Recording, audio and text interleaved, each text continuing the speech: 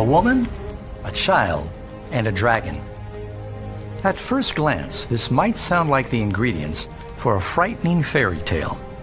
In fact, the troubling scenes that you just witnessed are part of a true and powerful prophecy given to the Apostle John nearly 2,000 years ago.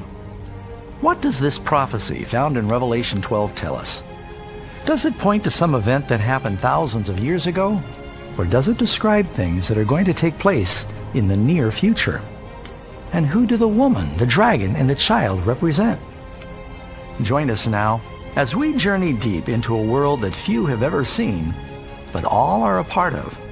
Revelation, the bride, the beast, and Babylon.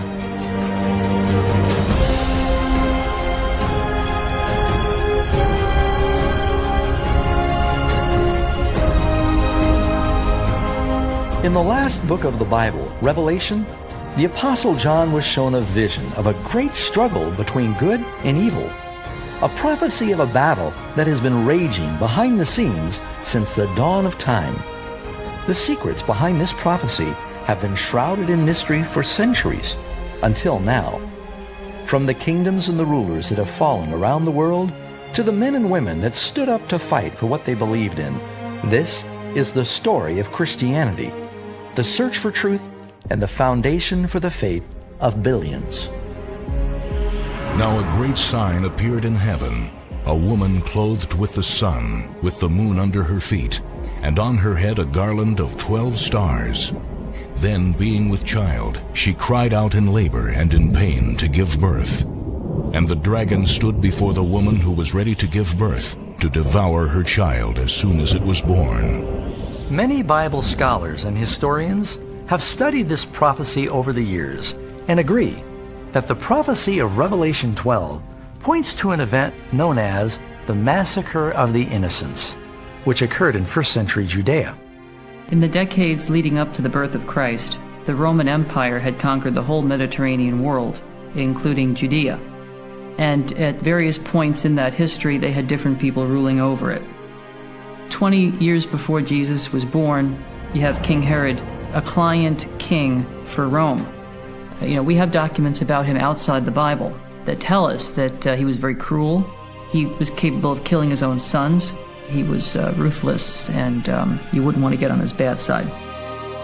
Herod was very anxious when a small delegation of wise men from the east came to Jerusalem, announcing their search for the newborn King of the Jews. Why would Herod be upset about that? Because that was Herod's title, as bestowed upon him by the Roman Empire, King of the Jews. And he asks his astrologers, how long is it possible this child could have been born ago? And they determine it's probably been maybe 2 years at most since this child was born, maybe less. He finds out from the Pharisees and the Sadducees exactly where this child is to be born.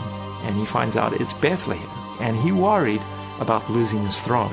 And so he has such anger against this child, he sends in the soldiers to try and kill Jesus.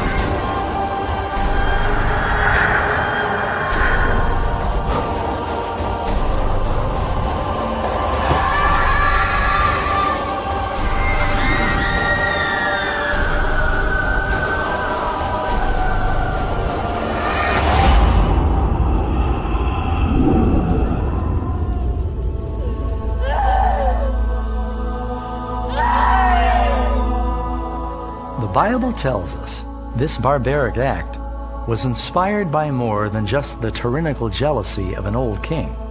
Many Bible scholars believe that it's part of a much bigger struggle that has spanned the ages and is still happening today.